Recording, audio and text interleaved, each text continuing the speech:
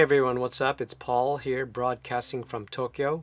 As you saw from that intro with all the cameras and toys, etc., that's what this episode is going to be about. So today is going to be broken into three parts. First is I want to talk about is mainly the gear, the cameras that I use.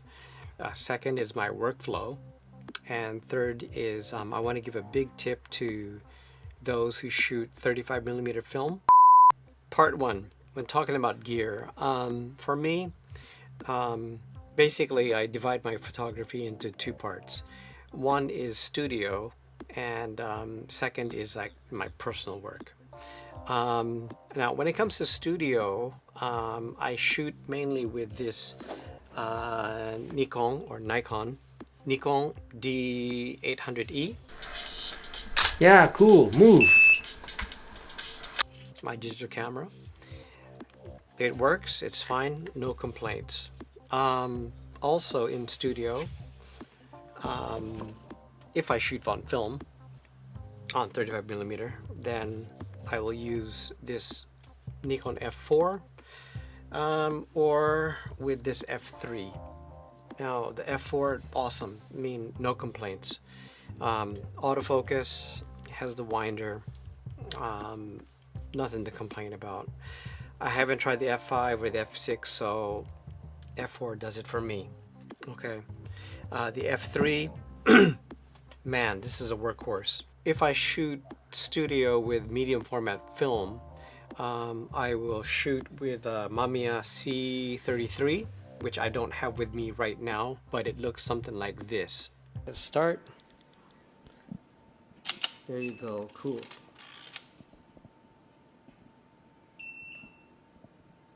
That's it. Change your head.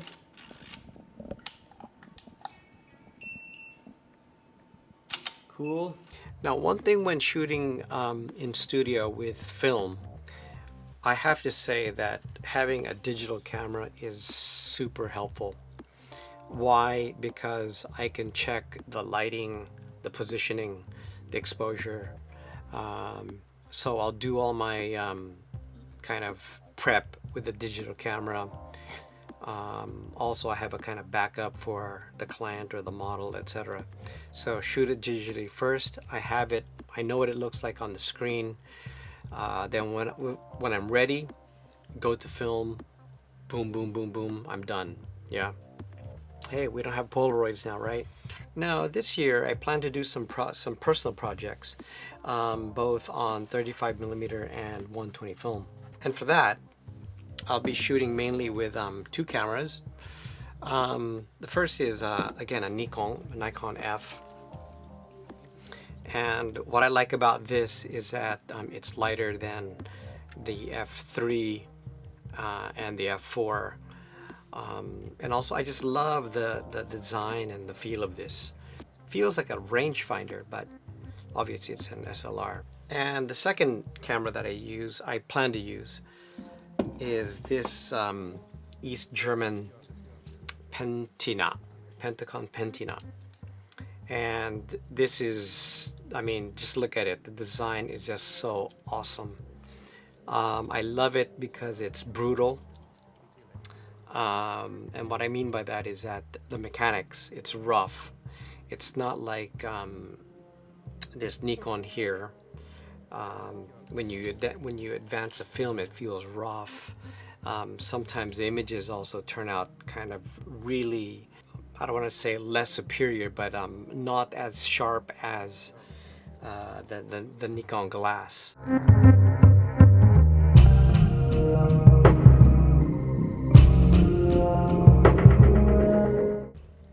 For me, it's both the aesthetics of the camera, how it functions, and the results. And in fact, I'll be having an exhibition this April shot primarily on this Pentina and I think some other East German cameras. Now, last but not least in the gear department is my all-time favorite is the Machina, the Plaubil Machina 6.7. Look at it. It's 6.7, but it's so small. It's so compact. It has collapsible lens. The spot meter inside is amazing. Spot on. It's a 6:7 format. I love it because when I print in the darkroom, it fits perfectly on an 8x10. The lens is buttery. It's just you could see the difference between this and, let's say, a Pentax 6:7, which is like the king of sharpness, by the way. But for me, the Machina 6:7's lens, this Nikkor lens, is dreamy.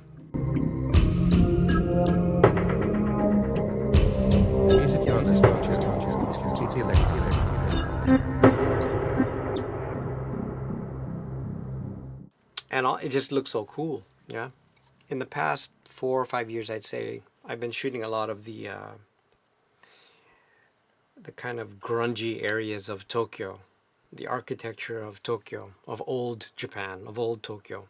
The Olympics is coming this year, and already a lot of the areas in Tokyo have changed. I'm not sure if it's the direct result of because of the Olympics, but you know, it's changing. Old buildings are being demolished, so I wanted to record that with this camera. Okay, part 2 is workflow. Now, I shoot mainly in black and white, so I process the film by myself. I usually use a developer called Rodinal.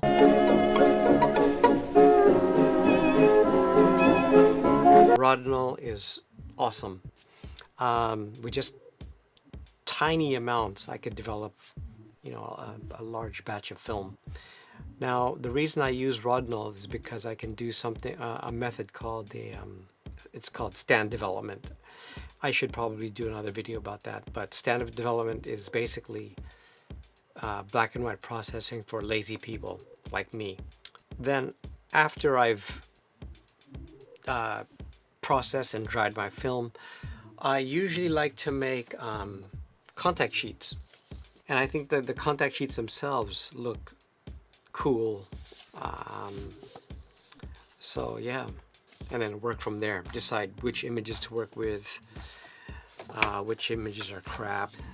Then after I have my contact sheets, I have a dedicated darkroom. I'll go in there and print. Now, me being lazy, I also have a kind of like a home darkroom set. Here's my enlarger. This tiny space here. I could print up to 8x10. Sorry, I think up to 11x14. I just don't like the chemicals, especially with my son around. Okay, so I've talked about some of the cameras that I use. I've talked about my workflow, and now finally I want to give you guys a big tip, especially for those who shoot or plan to shoot 35mm film. Some people might already know this, but I've been surprised some people don't know about bulk film. Okay, something like this. Bulk film is much cheaper than buying you know, film in these readily available cassettes. Bulk film will save you a ton in the long run, believe me.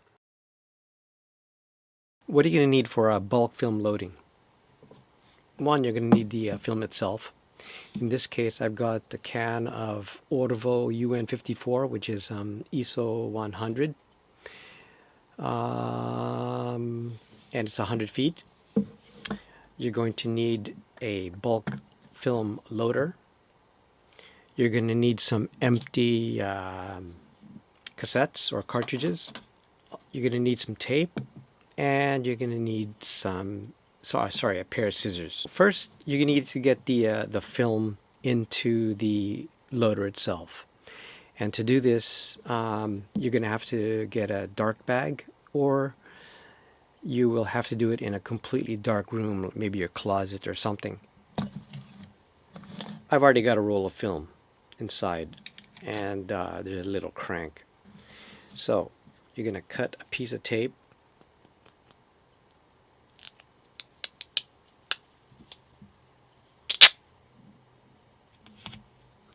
This.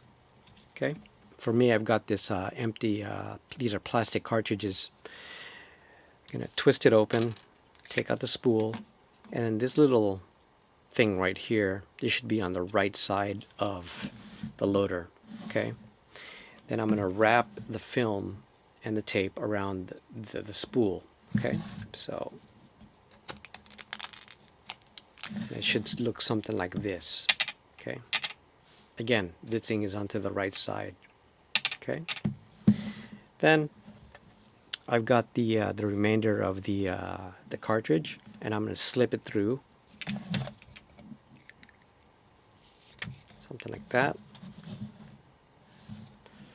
Then I'm going to screw the cap back on. Okay. Then with this particular model here, I'm going to feed it back inside. Okay, here, close this up. I'm going to twist this inside. On this particular model, I'm going to look for the triangle.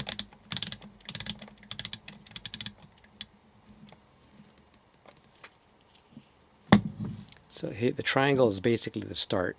I like to roll my films in 24 exposures, so we're just going to crank it on through.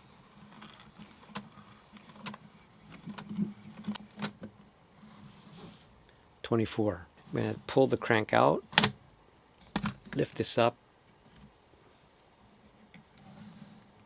and feed it out.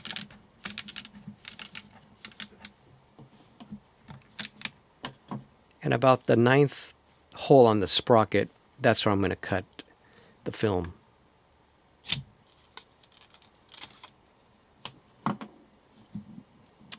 Voila. Okay, so I told you about some of my gear that I use. I hope you found that useful if you're planning to get into film photography. Secondly, about my workflow. I should be doing, I think, some more detailed videos about actual film processing and in a dark room, etc. But basically, that's how I work. And finally, my big tip is, if you plan to, or if you do shoot 35mm film, shoot bulk. I hope you enjoyed, and if you did, see you in the next video. Bye for now.